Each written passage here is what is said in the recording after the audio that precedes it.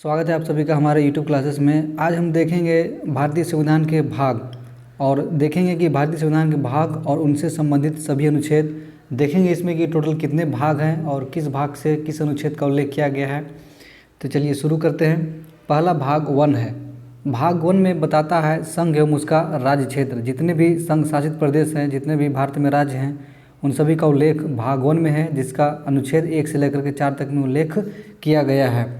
जिसका उल्लेख किसमें किया गया है? अनुच्छेद 1 से लेकर के 4 तक में किया गया है। संघ एवं राज्य क्षेत्र के बारे में उल्लेख है। इसमें दो महत्वपूर्ण अनुच्छेद आते हैं। एक तो पहला बताता है कि भारत राज्यों का संघ है और इसमें राज्य और केंद्र शासित प्रदेश आएंगे। ठीक है, अगला देखते हैं। आगे है भाग 2। तो भाग 2 में नागरिकता से संबंधित प्रावधान दिया गया है। यानी अनुच्छेद 5 से लेकर 11 तक में अगर उल्लेख देखा जाए तो 5 से 11 तक में किसका उल्लेख है? तो नागरिकता का उल्लेख किया गया है भाग 2 में। ये अक्सर पूछा जाता है कि भाग 2 का संबंध निम्नलिखित में से किससे है? तो भाग 2 का संबंध किससे हो जाएगा? तो वो हो जाएगा नागरिकता से हो जाएगा। अगला है भाग 3। भाग 3 में बताया गया है मौलिक अधिकार। मौलिक अधिकार के बारे में भाग 3 में इसका उल्लेख किया गया है अनुच्छेद 12 से लेकर के 35 तक में। और ये 12 से लेकर के 35 तक बताता है कि भारतीयों को कितने प्रकार के मौलिक अधिकार प्राप्त हैं। वैसे अगर सरसरी रूप से हम देखें तो मौलिक अधिकार में टोटल 6 मौलिक अधिकार भारतीयों को दिए गए हैं। पहला है समता या समानता का अधिकार, जो कि अनुच्छेद 14 से लेकर के 18 तक दिया गया है। दूसरा है स्वतंत्रता का अधिकार। दूसरा कौन सा है? स्वतंत्रता का अधिकार, जो कि आपका 19 से 22 तक के दिया गया है। तीसरा आपका आता है शोषण के विरुद्ध अधिकार, जो कि 23 से 24 तक जिसका उल्लेख किया गया है। और 4 नंबर में जो आता है मौलिक अधिकार वो है धार्मिक स्वतंत्रता का अधिकार, जो अनुच्छेद 25 से लेकर के 28 तक उसका उल्लेख किया गया है। 5 पे आता है आपका संस्कृति और शिक्षा संबंधी अधिकार, जिसका उल्लेख अनुच्छेद 29 से लेकर के 30 तक है, जिसमें बताया गया कि संस्कृति, यहाँ के कल्चर, यहाँ से सभ्यता, यहाँ से शिक्षा, इस सब का उल्लेख किस में है? तो 29 से 30 में बताया गया है। और जो छठा मौलिक अधिकार दिया गया है वो है संवैधानिक उपचारों का अधिकार, जो कि अनुच्छेद 32 में बताता है। तो कुल मिलाकर के अगर देखा जाए तो भाग 3 में मौलिक अधिकार से संबंधित प्रावधान दिए गए हैं, जो कि अनुच्छेद 12 से लेकर के 35 तक बताए गए हैं। भाग 4 में अगर देखा जाए तो भाग 4 में आपका नीति निर्देशक तत्व है। नीति निर्देशक तत्व का उल्लेख किसमें है? तो आपका भाग 4 में है अनुच्छेद 36 से लेकर के 51 तक। अनुच्छेद 36 से लेकर के 51 तक का उल्लेख किसमें है? भाग 4 में। सीधा सवाल पूछता है नीति निर्देशक तत्व का संबंध किस भाग से है? तो भाग हो जाएगा आपका 4 भाग हो जाएगा। और अनुच्छेद पूछेगा तो 36 से 51। अब इसी का एक खंड है भाग 4 क, जिसे मूल कर्तव्य बोलते हैं। ये मात्र एक अनुच्छेद में अनुच्छेद 51 क में बताया गया है। भाग 5 का संबंध संघ से है। संघ के बारे में बताया गया है अनुच्छेद 52 से लेकर के 151 तक। संघ में जितने भी अनुच्छेद दिए गए हैं वो 52 से लेकर के 151 तक है, और ये काफ़ी इम्पोर्टेंट हो जाता है। भाग 6 में आपका दिखाया गया है राज्य के बारे में। राज्य से संबंधित जितने भी प्रावधान हैं, जितने भी अनुच्छेद हैं 152 से लेकर के 237 तक, उन सभी का उल्लेख अनुच्छेद 152 से 237 तक में बताया गया है। आगे आपका भाग 7 पहली अनुसूची के भाग ख के राज्य। पहले सभी को अनुसूची में बांट दिया गया था, जो कि अब सभी अनुसूचियों को हटा दिया गया है। भाग क, ख, ग इन सभी को हटा करके अब सिर्फ एक राज्य का निर्देश दिया गया है। ये भाग 1 जिसमें संघ एवं उसका राज्य क्षेत्र है, और भाग 7 को अब निरसित कर दिया गया है, जिसका उल्लेख अनुच्छेद 38 था। भाग 8 में आपका बताता है संघ राज्य क्षेत्र के बारे में, संघ शासित प्रदेश के बारे में, जो कि अनुच्छेद 239 से 242 है, उसमें दिखाया गया है। भाग 9 में पंचायत है। पंचायत से संबंधित जितने भी प्रावधान है, जितने भी अनुच्छेद है, वो भाग 9 में बताया गया है। 9 में बताया गया है कि अनुच्छेद 243 से क से ण तक, यानी 243 क से ण तक, यानी ये आपको याद रखने वाली बात है कि अनुच्छेद 243 और 243 के क से ण तक, मूर्धनी न जिसको बोलते हैं, वहाँ तक इसका अनुच्छेद का उल्लेख किया गया। पूछा जाता है कि क से लेकर के कहाँ तक है? तो क से लेकर के ण तक है। किसका उल्लेख? तो पंचायतों का उल्लेख है। और नगरपालिका का बात किया जाए तो 9 क में ही है नगरपालिकाएँ से संबंधित सभी तथ्य दिए गए हैं, सभी अनुच्छेद दिए गए हैं, जो कि अनुच्छेद 243 त से 243 य छ तक दिया गया है। आपका फिर भाग 10 आता है। भाग 10 बस अनुसूचित और जनजातीय क्षेत्र। अनुसूचित और जनजातीय क्षेत्र का उल्लेख किस भाग में है? तो भाग 10 में है। अनुसूचित जाति और जनजातीय क्षेत्र का उल्लेख कौन से भाग में दिया गया है, तो भाग 10 है, जिसका उल्लेख अनुच्छेद 244 से 244 क में दिया गया है। भाग 11 देखते हैं, तो भाग 11 में संघ और राज्यों के बीच जो संबंध है उस संबंध का उल्लेख संविधान के भाग 11 में दिया गया है, और जिसका उल्लेख अनुच्छेद 245 से 263 तक दिया गया है। 245 से 263 तक किया गया है संघ और राज्यों के बीच संबंध, जो कि भाग 11 में है। और वित्त से संबंधित जो भी, जैसे वित्त आयोग का जैसे वित्त 280 अनुच्छेद किससे संबंधित है, तो वित्त से संबंधित है। तो वैसे ही याद रखना है कि भाग 12 में वित्त, संपत्ति, संविदाएं और वाद, इन सभी का उल्लेख भाग 12 में है, जो कि अनुच्छेद 264 से 300 क तक में इसमें दिया गया है। भाग 13 का संबंध भाग 13 व्यापार से संबंधित है, यानी भारत के राज्य क्षेत्र के भीतर व्यापार, वाणिज्य एवं समागम की स्थिति है, आने जाने की स्थिति है, और राज्य क्षेत्र के भीतर व्यापार करने की स्थिति है, ये सभी दिया गया है भाग 13 में।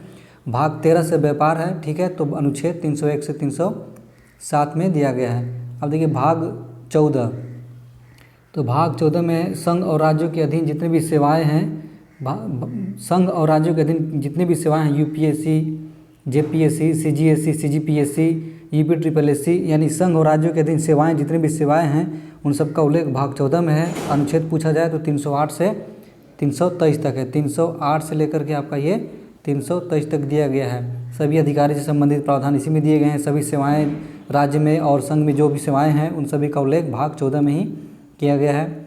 भाग 15 में निर्वाचन से संबंधित प्रावधान दिए गए हैं। तो निर्वाचन का संबंध किससे है, तो निर्वाचन का संबंध भाग 15 से है। भाग 15 में किसका है, तो निर्वाचन से संबंधित है। भाग 15 बताता है कि निर्वाचन हो गया, उसका उल्लेख भाग 15 में है, जो कि अनुच्छेद 324 से 329 है। 324 से 329 है। 324 से 329 तक निर्वाचन से संबंधित अनुच्छेद जो भी हैं वो दिए गए हैं भाग 15 में। भाग 16 में कुछ वर्गों के संबंध में, यानी कुछ वर्ग हैं उनके संबंध में विषय उपबंध दिया गया है, वो भाग 16 में है। यानी कुछ वर्गों के संबंध में विषय उपबंध दिया गया है, वो आपका अनुच्छेद 330 से 342 में दिया गया है। भाग 17 में राजभाषा का उल्लेख किस भाग से है, ये तो पूछा जाता है कि कौन से अनुच्छेद से भी है। तो पहले जानते हैं कि राजभाषा का उल्लेख किस भाग में है, तो भाग 17 में, जैसा कि लिखा हुआ है भाग 17 में है। अगर अनुच्छेद की बात करें तो किस अनुच्छेद में है, तो 343 यानी 343 से 351 तक में राजभाषा का उल्लेख किया गया है। आपात उपबंध यानी आपातकाल से संबंधित जो भी प्रावधान है वो भाग 18 में दिया गया है, और भाग 18 में वो जो अनुच्छेद है उल्लेख आपात से संबंधित आपातकालीन 352 से 360 तक में दिया गया है। यानी भाग 18 का संबंध किससे है, तो आपात उपबंध से है। भाग 18 का संबंध किससे है, आपात उपबंध से है। ये अनुच्छेद 352 से 360 के तक है। भाग 19 में प्रकीर्ण है। भाग 19 का संबंध किससे है, प्रकीर्ण से है। प्रकीर्ण का उल्लेख किस भाग में है, पूछा जाएगा कि प्रकीर्ण का उल्लेख किस भाग में है, तो अनुच्छेद 361 से 368 के बीच भाग 19 में है। भाग 19 में है। प्रकीर्ण का संबंध किससे है, तो भाग 19 से है। 20 बहुत ही इंपॉर्टेंट है। 20 क्या है, बहुत ही इंपॉर्टेंट है, क्योंकि इसमें एक अनुच्छेद 368 है संविधान संशोधन से, क्योंकि संशोधन बार बार होते रहते हैं, इसीलिए संविधान संशोधन का उल्लेख संविधान के भाग 20 में है, जिसका अनुच्छेद 368 बताता है कि संविधान में संशोधन किया जा सकता है। भाग 21 है अस्थायी संक्रमणकालीन और विशेष उपबंध यानी कौन से राज्य को विशेष दर्जा दिया गया है, ये सभी जो जानकारी है वो भाग 21 में है। चूँकि हम लोग सिर्फ देख रहे हैं कि टोटल कितने भाग हैं, तो हम लोग जानेंगे कि सिर्फ 22 भाग कौन से स्थिति बताता है, कौन सा अनुच्छेद, सिर्फ हम लोग ये देख रहे हैं। बाकी अधिक जानकारी हम और अगले वीडियो में अपलोड करेंगे। तो भाग 21 क्या बताता है कि अस्थायी संक्रमणकालीन और विशेष उपबंध है, जिसका उल्लेख अनुच्छेद 369 से 369 से 392 तक में दिया गया है। भाग 22 जो कि अंतिम है, ये दिखाता है कि भाग 22 में संक्षिप्त नाम हो गया, उसका प्रारंभ हिंदी में प्राधिकृत पाठ हो गए और निरसन हो गए। ये सब का उल्लेख संविधान के भाग 22 में दिया गया है, जिसका उल्लेख अनुच्छेद 393 से 395 तक में किया गया है। तो हम देखें टोटल 22 भाग देखें, 22 भाग हमने सिर्फ ये जानकारी दिया कि 22 भाग हैं और सभी भाग में कौन से अनुच्छेद का उल्लेख है और किस भाग में किसका संबंध है। जैसे मैंने बताया कि भाग एक में मैंने बताया कि संघ एवं उसका राज्य क्षेत्र है जो कि अनुच्छेद 1 से 4 तक है। दूसरा मैंने बताया नागरिकता जो कि अनुच्छेद 5 से 11 है। भाग 3 में बताया मैंने मौलिक अधिकार जो कि 12 से 35 तक अनुच्छेद है उसका उल्लेख है। भाग 4 में मैंने बताया नीति निर्देशक तत्व जो कि अनुच्छेद 36 से 51 तक बताता है। भाग 4 क में मैंने बताया मूल कर्तव्य जो कि 51 क में बताता है।